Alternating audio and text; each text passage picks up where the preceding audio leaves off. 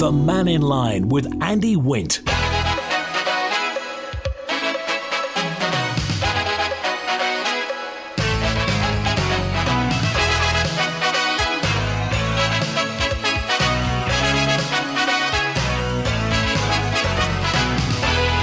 Pastor Mike, good afternoon. Welcome to Mannin Line on Manx Radio. Today, the Treasury Minister is in session, so if you want to speak to the Treasury Minister, call 66 13 68. You can also email, text and WhatsApp. Email Manninline at Manx, email studio at manxradio.com. WhatsApp 166 177 or message 166 177. Well, it's a wee while since the budget was given to the nation, the tax increases, the National Insurance Holiday Scheme was amended, lots of stuff happened, and lots of it has now filtered down to you and your pocket and your wallet. So first of all, let's go to Pastor Mike. Good afternoon, Treasury Minister. How are things? Good afternoon. Very, very well, thank you, and it's great to be back on the show. Jolly good. I've got a message from Bernadette, who tells me off and says, you say everybody from Bride is a billionaire. We're not. But could you ask the Treasury Minister, does the Treasury run everything? Oh, that's a good one. The answer is no. I mean, we are called the custodians of the public purse, and obviously we do have the purse strings, but really what we do is very much dictated by government and ultimately by Tynwald. I mean, people can do Tynwald motions that have direct effect on government finances. They can not support the budget, and obviously we have people voting against the budget, as they often do. I mean, what Treasury's role obviously is trying to balance the government finances. We also are rather busy. Most departments have a meeting sort of once a month. We have a meeting every week, and we get quite a few of the papers which have financial implications coming through us from all the various departments. Also, tendering exemptions come through us. So there's a lot of work being done in Treasury, but at the end of the day, we are tied into delivering the Island Plan. We hear often that Treasury has denied funding, or Treasury has withdrawn funding sometimes as well. So who makes those decisions? I mean, are you effectively controlling other departments' policy? Treasury is made up of, obviously, officers, but also a Treasury board, and I've got three other political members joining me. Sometimes we get requests from departments and we turn them down, absolutely. Sometimes we ask them to go back and want some clarification on various aspects of it, or ask them to look at other ways of providing those services. And I think that fiscal responsibility is absolutely right, and it's something that's been emphasised by the Chief Minister with the relaunch of the Island Plan, that really we need to be careful and very prudent about how we spend taxpayers' money.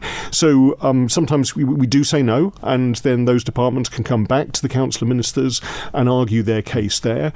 Or sometimes we sit down with them and say, look, what do you actually want to achieve, and can you do that by other means rather than by spending more and more money?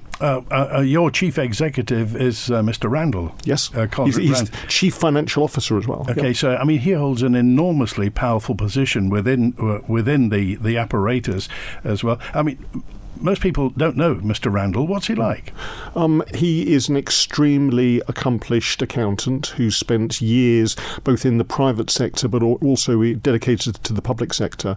And I've got a huge amount of time, confidence, and also respect for him and the rest of the Treasury team. I mean, the Chief Financial Officer, at the end of the day, the buck stops with him in terms of some of the financial arrangements. He has to sign things off for other departments as well.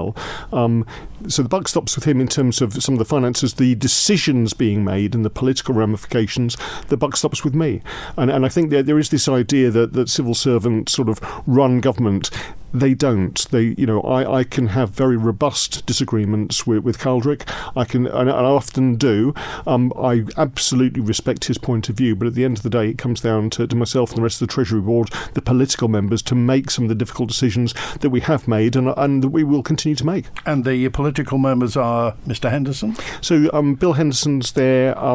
We've got Andrew Smith as well from GARF as MHK, and also Michelle Hayward has recently joined us. business and has got a lot of experience both in terms of business, but also community support down in the south. So we've got a good breadth of experience there, and that feeds into all the other things we have to do in terms of not just money, but looking at how we can improve the benefit system, how we can improve the capital programme to actually deliver on time and on budget some of the big schemes that are already underway. And because in your preamble you mentioned Liverpool, but also some of the schemes that we want to provide in terms of investing in the infrastructure on the Isle of Man.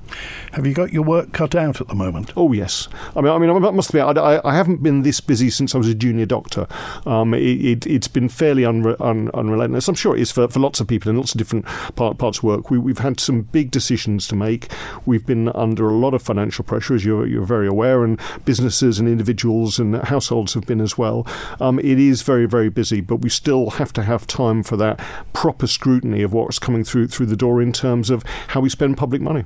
Okay, to the phones now, and Andrew. Hello, Andrew. You're live with Dr. Alex Allinson. Dr. Allinson, hi, good day to you. Good morning. Sorry, afternoon. Yes, good afternoon. I'm an hour ahead as well in Malaga at the moment. Please, Rushen High School and the swimming pool, Southern Swimming Pool. Do you have a best guesstimate for the price of A, the school, and B, the swimming pool separately? That's the first part. Second part, do you actually have monies available for completion of A and B? Third part, how can you commit the next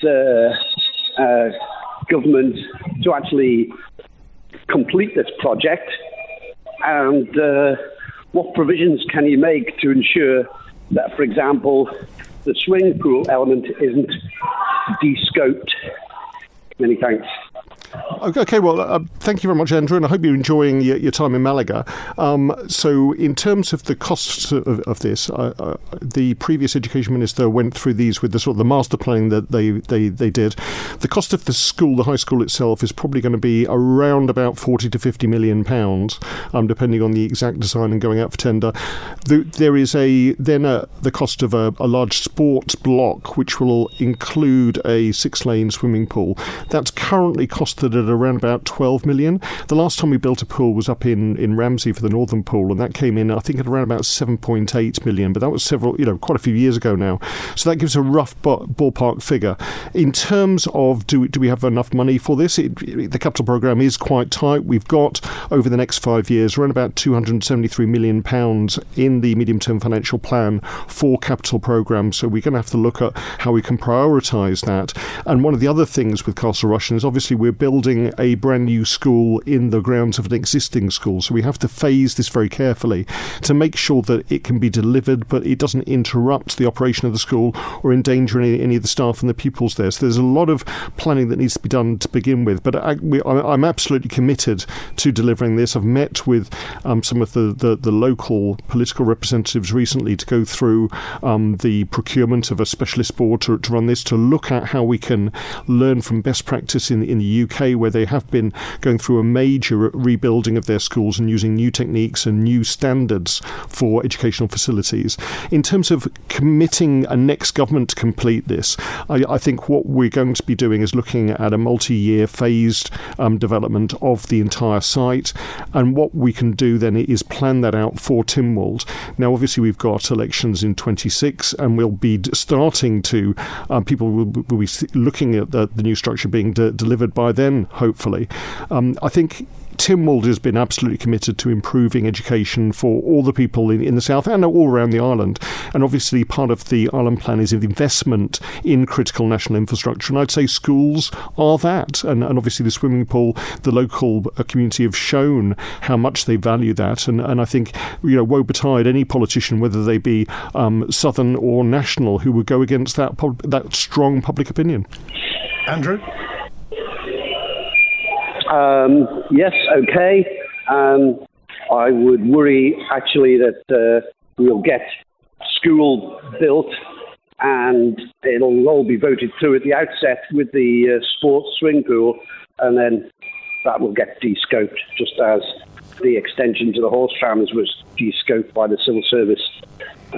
Thanks so much. Okay, appreciate that. Yeah, I mean, I can take Andrew's cynicism on board, because I must admit, when I was made Education Minister back in 2020, it was on the drawing board then, and I was absolutely committed to trying to further that. I went round, I saw the school, met the local commissioners, and could see the advantages of that, and the relatively poor state of repair of the current school. I mean, people having to make do quite a lot there. I'm committed to going through with this complete programme, and certainly the council ministers are. What we need to do is entrench this in a long-term capital plan which has the appropriate funding so we can deliver. Okay, and this is tied in because we got a few messages in just saying, what's the Treasury's view on the Island plan of increasing the population by 15,000? Obviously, economic activity is at the back of all this, but if we don't have a decent school in the south, how can you attract more people to the south? Well, exactly. When you look at the ambitions of the Island plan, it was very much to deliver 5,000 new jobs, and obviously those people are going to have family and they'll bring their family over with them. We're also committed to improving the life and the infrastructure for people who are already on the island, and making sure we can retain people who are tempted to leave for better jobs, and also attract younger people back here, particularly if they've been across for university. So I think in terms of investment in the island, which is what the Island plan and the economic strategy is all about, it is that full package. It's looking at a very safe place to live, having high educational standards, and committing to improve the infrastructure to deliver those, but also looking at healthcare as well. And what that was one of the big impetuses behind the budget this year. And I will apologise for having to pay increased taxation, but we needed at a time of spiralling costs to actually make sure we could invest in the people that provide education and particularly healthcare services to our island, and we will continue to do so. Okay. Is the population increasing? Obviously, you'll know all about NI registrations, but has the population gone up, the working population? We've certainly seen the population increasing modestly. We've seen more people in work. We've seen record low unemployment on the island. So the population is increasing. I'm answering a question tomorrow about the number of applications for visas coming in, which is a bit of a two-edged sword, because it has absolutely skyrocketed since Brexit, particularly because now anyone apart from people in the UK or Republic of Ireland have to have a visa to come in, have to have various paperwork, and we've seen huge pressures on the immigration service with some delays, unfortunately. But we are seeing employers here having to look further afield than the usual areas such as north of England and Ireland for recruiting, particularly for skilled workers. And again, the hospitality industry have talked about that, trying to get chefs to work or bartenders. They're now having to look at Eastern Europe, the Far East, other places to get these people in. So we are growing the active working population, but I think we've made that positive decision to try to invest in the infrastructure and work with people like house builders to make sure that we have adequate accommodation, not only just for the people who we want to attract, but particularly for the people who live here already. And also, just regarding the increase in population, by definition, if those people aren't Manx, it will affect the makeup of the Isle of Man. And some people are concerned that the Manx identity is being diluted and we will become less Manx, we'll become more English, we'll have cut and paste solutions from England. How do you view that? It's always interesting because I came over here in 2001 and didn't know very much about Manx culture at all. And I've seen even over those last 2 decades the demographic makeup of the Isle of Man change. I think the Isle of Man has always been a melting pot because inherently we're in the middle of the Irish Sea. People from the Isle of Man have travelled the world. People from the world have travelled here. What I would say in terms of diluting Manx culture is, from my point of view, it's stronger now than perhaps it's ever been in terms of the number of people who speak Manx, the number of people who are involved in Manx culture, whether it be history, music, supporting the arts. I've seen in Ramsey in particular, with the work of Mike Bolton, young people from every single part of the globe. Their parents have migrated here. They've been born on the Isle of Man, learning Manx music and performing on the international stage. So I think we've got a really bright future for the Isle of Man. I think also there is a fierce independence here, that we have our own parliament, that we make our own laws, that we do the best for our island, and woe betide anyone in Westminster who thinks otherwise. I mean, hopefully we won't come into conflict with the present government or a future government, but we've seen some of the pressures put in about finance, about beneficial ownership, and actually the Isle of Man has remained absolutely steadfast with its Channel Island colleagues in terms of going along with international best practice, but also being absolutely certain that we get the best deal for people on the Isle of Man. There's a text in from 847. This is Adam, who just says, could you ask Dr. Allinson when could he do something to help young families on the Isle of Man? Let me explain. We have 2 young children. Our household income is approximately £50,000 per year. We live on the breadline month to month. So clearly there's something wrong here. The island's retention rate for young families, I think, is dreadful, says Adam. So obviously, you, Mr. Randall, everyone in Treasury, you know all the figures, you know the computations and the equations. The public picks this up. And obviously at the moment, everybody knows there's not enough money. Yeah, in the words of Simply Red, money's too tight to mention, and that was back in the early 90s. And we've seen significant stresses on everyone in terms of inflation, increasing demand and increasing costs. I'm sorry Adams and his family are struggling. What we really tried to do in this budget, underneath the headline of an increased tax, was really try to invest in working families. So for instance, we increased child benefit. We made child benefit the same for the first child and the second child and the third child, but previously there was a reduction. We've looked at maternity and paternity allowances and increased those. We've also now extended from September this year the preschool credits from originally 4 to 5 year olds down to 3 to 4 year olds, so we can actually help those families who want to get back to work, help them with childcare costs, which we know are a particular stress. Inflation has been incredibly high, but it's coming down now. It was 3.2% in March. It's coming down further than that now, and we'll have the April figures released later on this week. So we are seeing a decrease in those pressures, as well as an increase in average wages. So I'm confident that we've got over the worst of the significant economic stresses that were facing us. What I am doing now is working with Treasury colleagues to plan for next year's budget.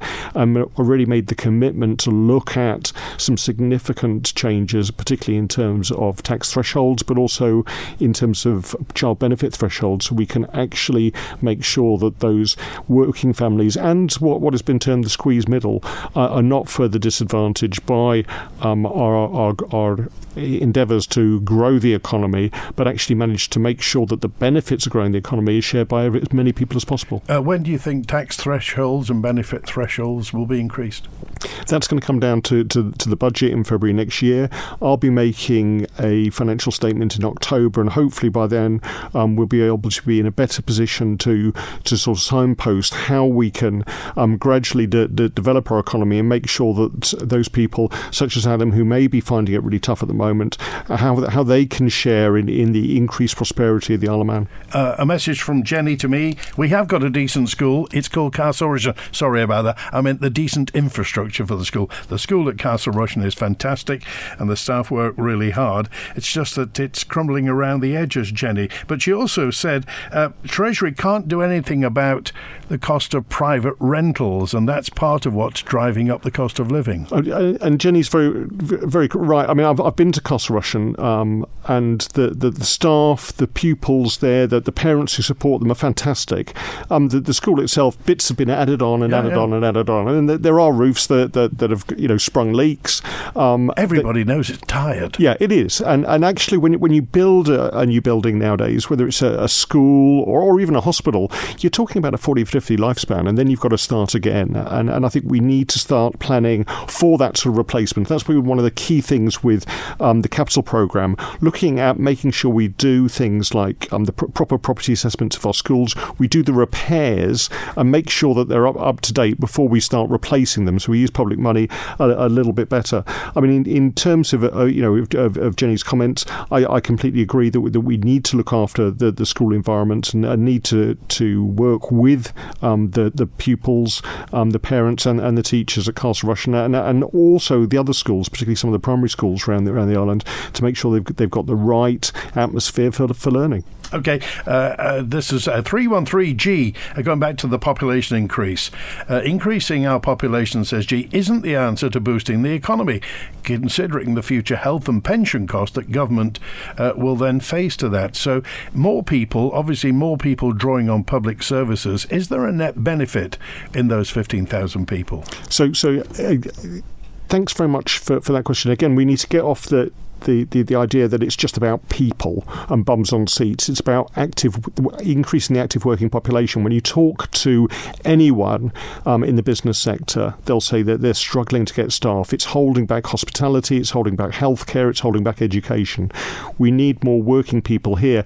Talking to the finance sector, they are struggling to get people like auditors or accountants. They're training here as much as they can, but they're still needing more people. So it's getting those skilled workers in. I think when you look at one of the Tynwald committees that looked at population rebalancing, it was looking at our population. We have, thankfully, an increasing elderly population. People are living longer. They're also living healthier. But we need to make sure that we have the staff available to look after the health service, the education service, all those other things that we're talking about. And that means enticing Manx graduates back and enticing new people to come and join us. And I think they will be paying into the system. They'll be benefiting from living here, but also contributing to our overall economy. In terms of the other side of the equation, we will be looking at ways that we can dissuade some people from coming to the island.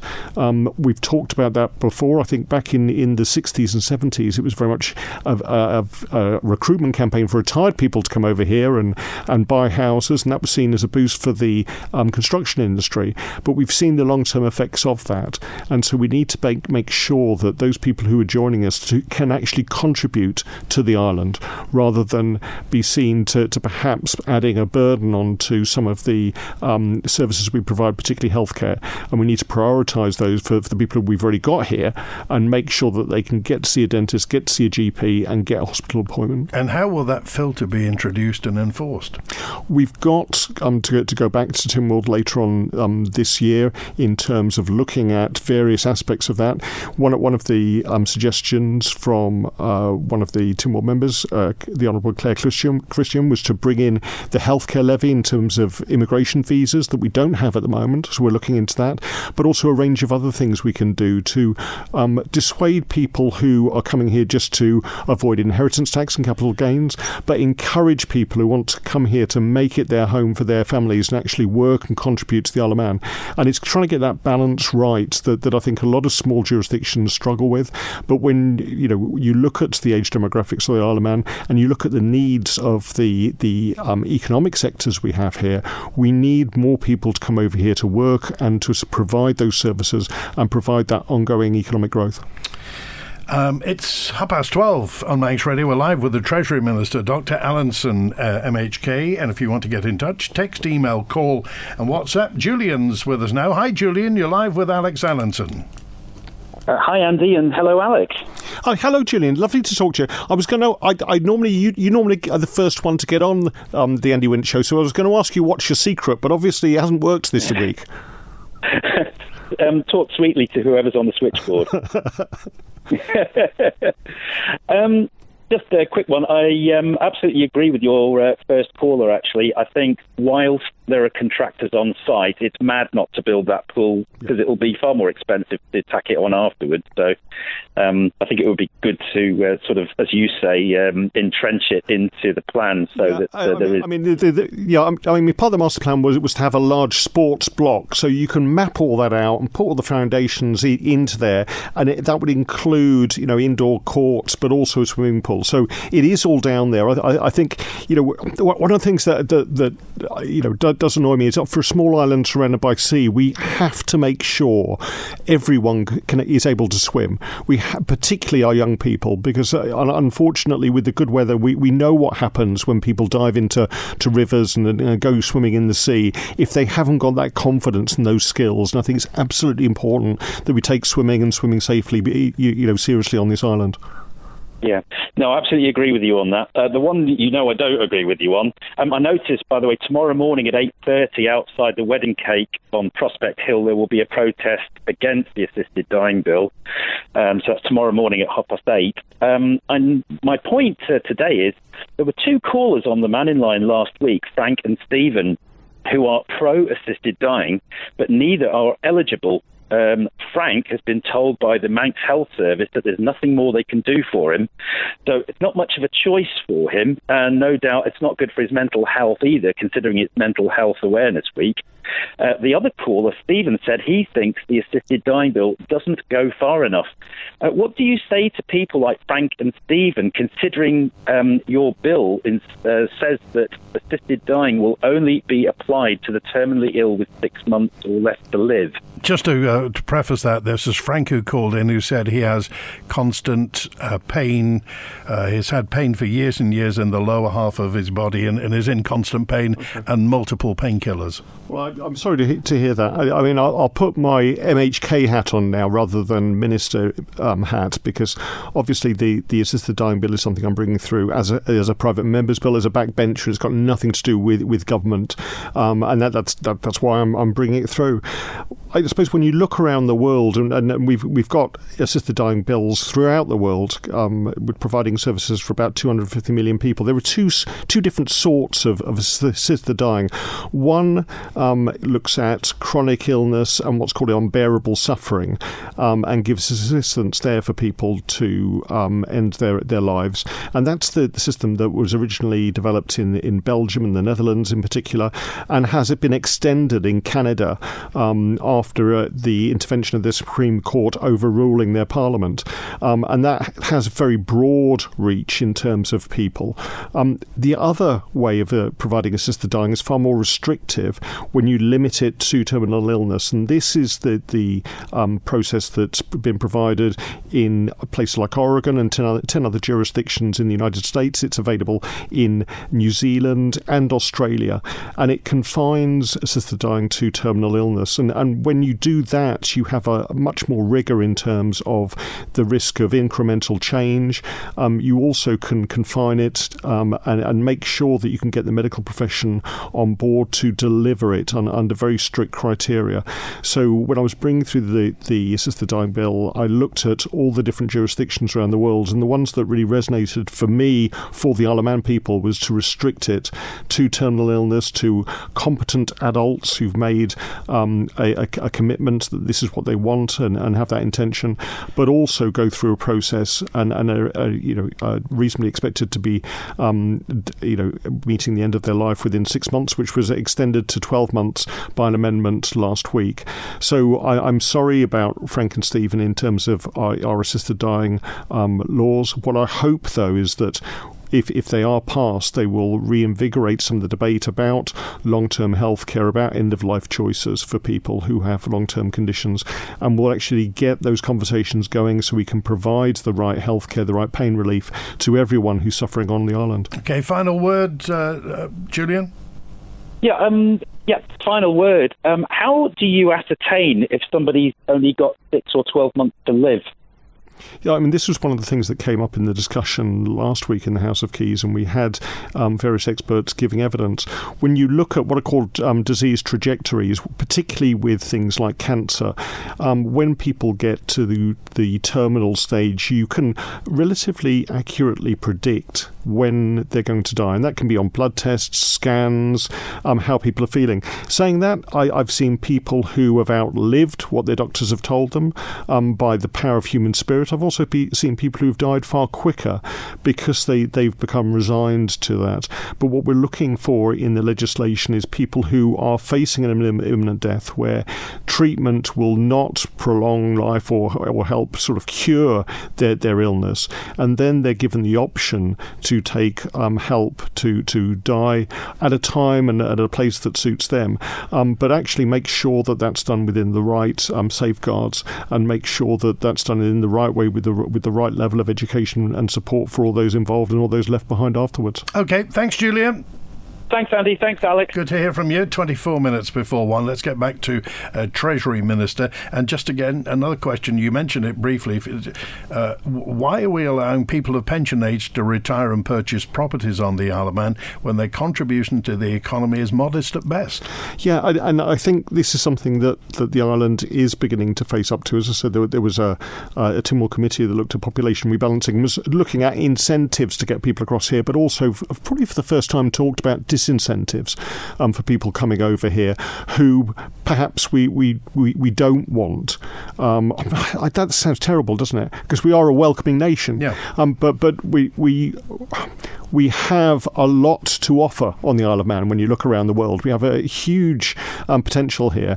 And I suppose what we don't need are people to come here just to take advantage and not contribute. How do you do that? Well, as I said, the visa applications, people who need a visa to come over here is one thing. But obviously you can move over here from anywhere else in the British Isles without any visa application. We don't have some of the strict residency criteria or restrictions on buying properties that other jurisdictions like Jersey do. So we need to look at that. How would you impose a health levy? One of the things that we're discussing is a health levy. And doing it through a taxation system. So it may be that in the future, if you're over a certain age or unable to work, you are charged extra for coming to the Isle of Man on your tax bill to pay towards the healthcare service. And that's one of the things that I'll be discussing with Tynwald members as we develop some of the policies around a future healthcare levy. Because I've said in the budget that the 2% increase in the upper rate of income tax was temporary until we did this. Again, the increase in income tax and the healthcare levy to give that sustained long care funding for our NHS so that they can plan for extra demand, for improved services, improved safety for people accessing services on the Isle of Man, and do that in a proper way rather than lurch from one year to another, not knowing how much money they'll have. It's 22 minutes before 1, live today with the Treasury Minister on Mannin Line. Hi, it's Connor Cummins here. I'd just like to wish Manx Radio a very happy 60th birthday. Construction waste today. Tells recycle for another day. A builder skip or two. Tells Skips will bring to you. At Tells Skip Hire and Waste Disposal in Snugborough, you only pay for the waste you bring. For waste disposal and skips, give us a call on 677 137. That's 677 137. Visit Tells today or find Tells Limited on Facebook. Call Tells Skips today. 677 137. Spring into summer and refresh your home with Miller Chaps, where we've 2 abundant floors bursting with special promotions on new sofas, dining furniture and conservatory furniture. Amazing savings on clearance, stressless and dining furniture with up to 40% off. Selected half-price rugs, offers on wallpaper, and not forgetting great offers on new Parker Knoll and Urkel models. Lighter nights and brighter days. Make the most of them with Miller Chaps Ramsey. Spring, a time for new beginnings and nature. This season, why not have a fresh start by switching your savings to Guernsey's Bank Skipton International and watch them grow. Skipton International offers a range of savings accounts, from fixed term to notice and easy access, enabling your savings to bloom for longer. So make this spring one to remember by switching to Skipton International today. For details of all Skipton International savings products, call 01481 730 730 or visit skiptoninternational.com.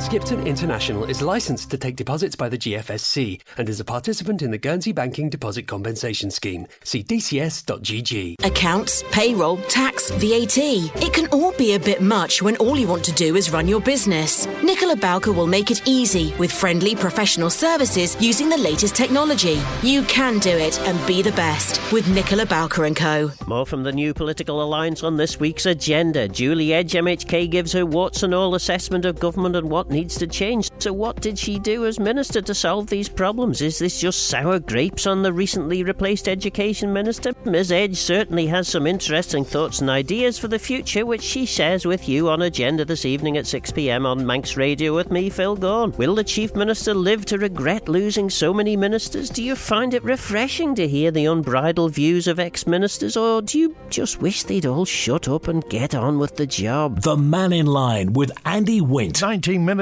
before 1 on Manx Radio with the Treasury Minister. We introduced a sugar tax a while ago. A listener asked what happened to it and has it raised any money? Yeah, so this was something that came in from the UK, and we normally sort of share some of these taxes and duties and bring the same thing. So it was a soft drinks industry levy brought in 2019, and this charged the extra amount. So it was 18p per litre on drinks that have got 5 grams of sugar per 100 mils or more. It's an interesting thing because you bring in these taxes. It was meant to bring in about £1 million a year, and it has brought in quite a bit of money, slightly less than that. That's been ring-fenced for public health. So some of the stuff that they've been doing in terms of childhood obesity, dental care, an oral health strategy, that's been funded by this. But these taxes are more to do with changing behaviour rather than just raising money. So what we have seen, and if you go around the supermarkets, you know, the Coke Zero, there are other colas available. Yeah. You've seen the change of the industry itself to put less sugar in everything because then it makes it cheaper so they can save more. And so the amount we're getting through this levy has been decreasing year on year. But overall, it's done what it's meant to do, which is drive down the amount of sugar people are taking in through their drinks and giving them more choice in terms of some of the products they want to buy. Do you think there's a place for taxation as an agent of social change? It's difficult, isn't it? Because then you get into this whole idea of the nanny state and people being told to do things. Saying that, we've been doing it for decades in terms of putting prices up on alcohol and particularly cigarettes to try to persuade people to perhaps drink less or smoke less. I think we'll be certainly coming into that in terms of climate change and that carrot and stick approach to how you deal with it. You know, you need to give people an alternative. So with soft drinks levy, you can carry on with your full fat Coke, but it will cost you more than perhaps the diet varieties. So we have to always have an alternative for people. So it's about £1 million a year to health to fund health to ring fence for public health. Yeah. Okay, Juan, you're live with Alex Allinson. Afternoon, Andy. Alex, how are you? Good afternoon. Good afternoon. Just following on just briefly on the tail of what Julian was saying and the complex issue of the assisted dying, and I've got to say, I mean, I have sat by people at the end of life in the hospice, and it's not very pleasant. But I think that the bigger concerns of people on the other side is the possible cheapening of life here.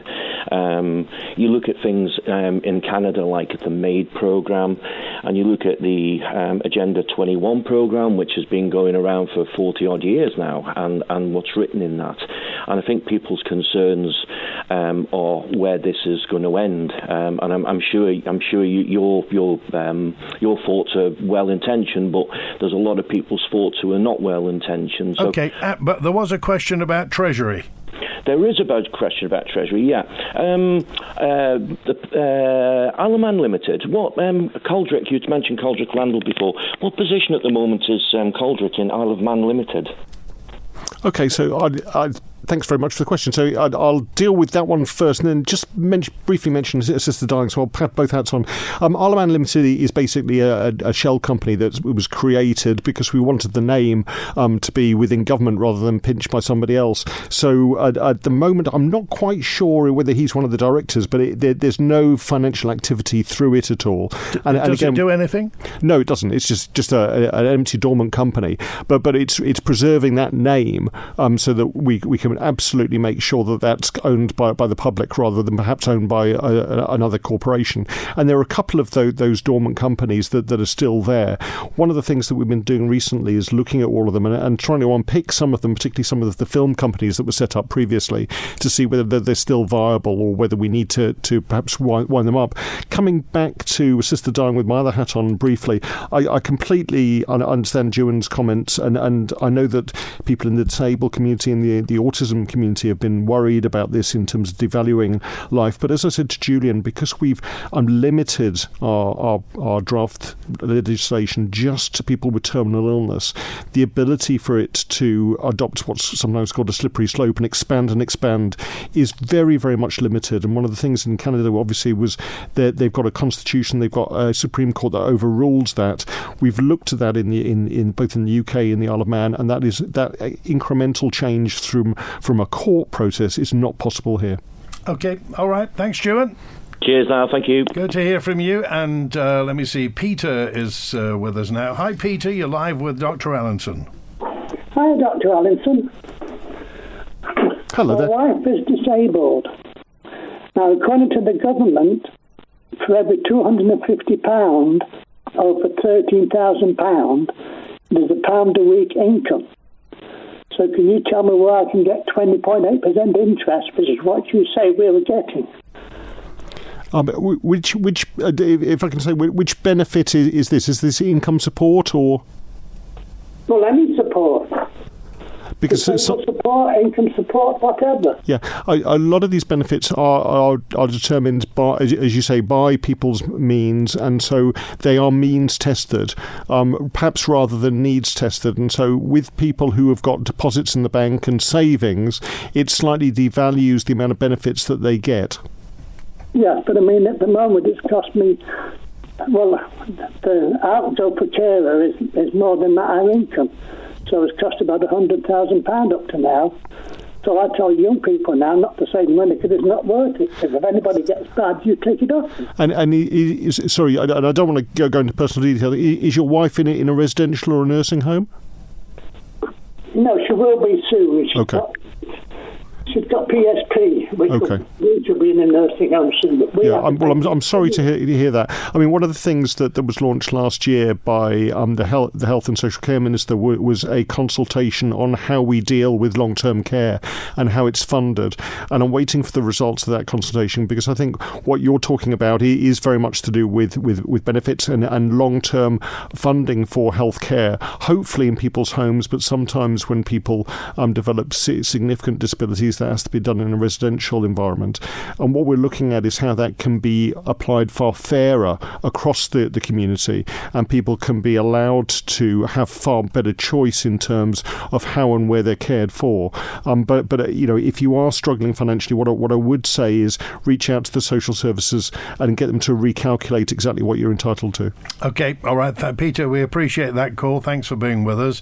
580 texted in just to say, and this is inform you of a situation. I don't know whether you know this. You need to realise many pensioners from across use all medical facilities here but retain UK residency by paying UK tax, not Isle of Man tax, consequently not contributing to the Isle of Man. Is that true?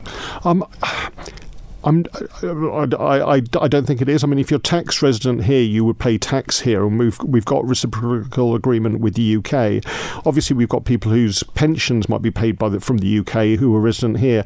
One of the things we've been looking at with the evolution of the healthcare levy is making sure that everyone on the Isle of Man, even if they are paying tax or any income in other countries, are charged the healthcare levy here, so that they do contribute to our NHS. And obviously, the 2% increase in the upper rate of income tax and the healthcare levy are ring-fenced for spending on our NHS and trying to invest in that long-term sustainability. It's our 60th anniversary year, of course you know that, and every Monday and Friday we look back in the archive. After Mannin Line today, the Isle of Man's Chief Constable between 1972 and 1986, Frank Whedon, is going to be on. He'll talk about policing during his tenure as the island's most senior police officer between 1972 and 1986. That's from the archive. And Howard, hi Howard, you're live with the Treasury Minister.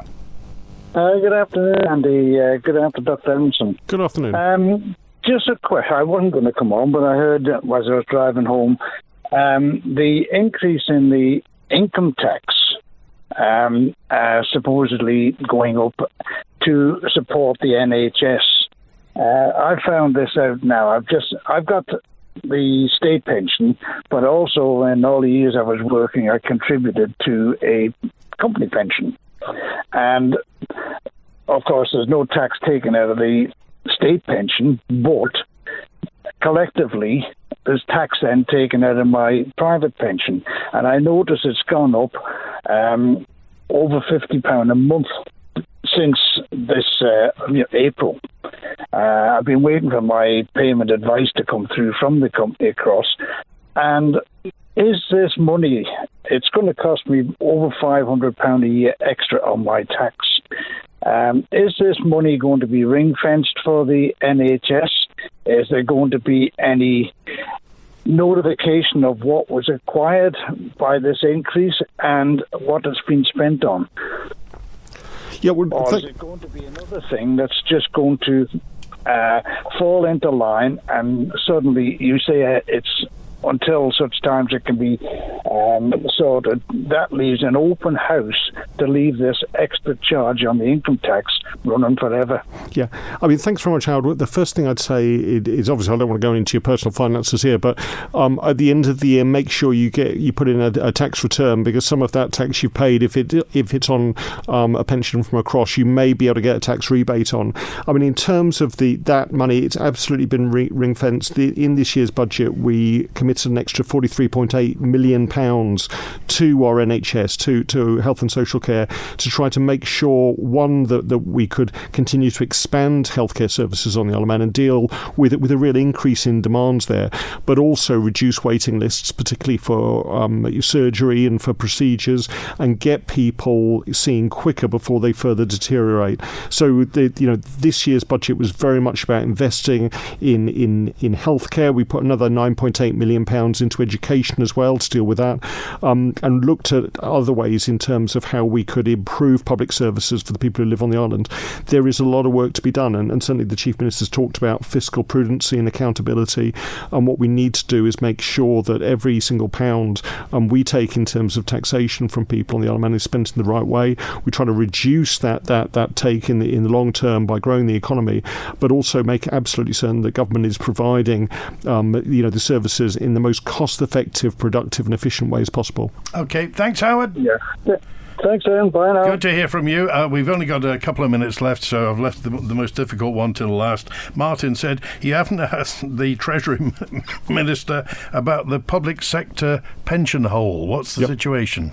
So, back in the day, the public sector pension was a real way of attracting people to work for government at the time that wages in the public sector were less than the private sector, and they probably still are when you look at some of the salaries being offered in the private sector at the moment. And certainly even in Treasury we've lost some really good members of departments have gone into the private sector now.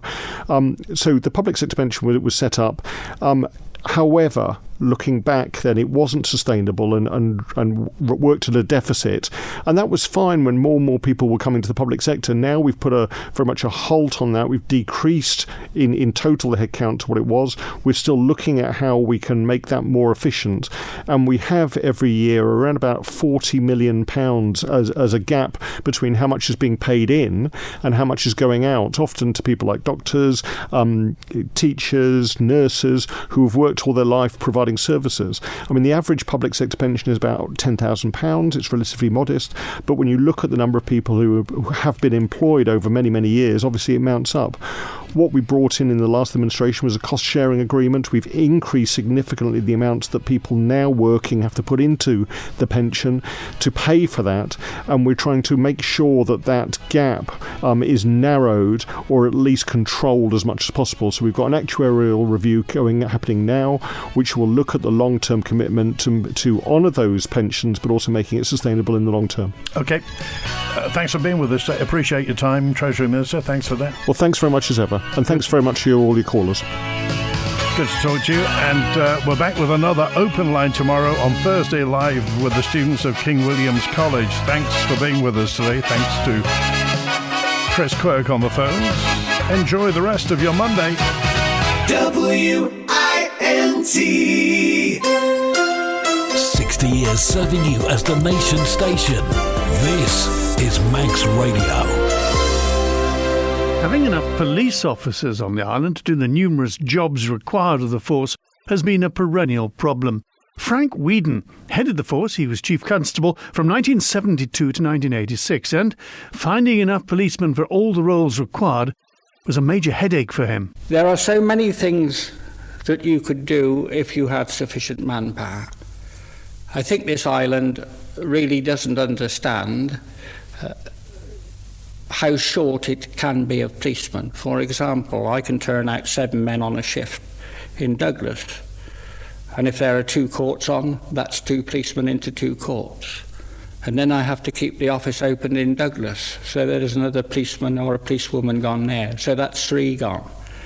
And then there's the Panda North and the Panda South, which is our emergency reply to the drunk at the boarding house or the domestic fight or something else. So that's 2 more gone. It leaves you 1 or 2 to walk the streets of Douglas, and then people wonder why there aren't people enforcing the double yellow lines, etc., etc. There's much more you could do in relation to drug offences.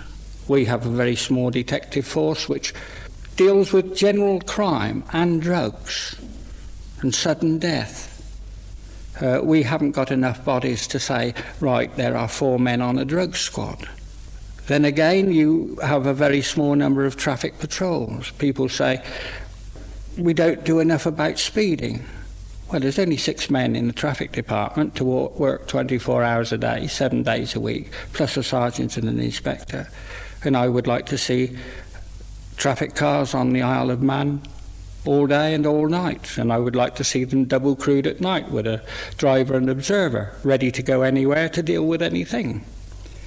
There is a great need for keeping up the port unit that we have now, because the port unit, apart from dealing with anti-terrorism, gives a very good spin-off in the detection of crime of people coming into the island and people going out, and we average something like 80 or 90 arrests a year at the harbour or airports for criminal offences.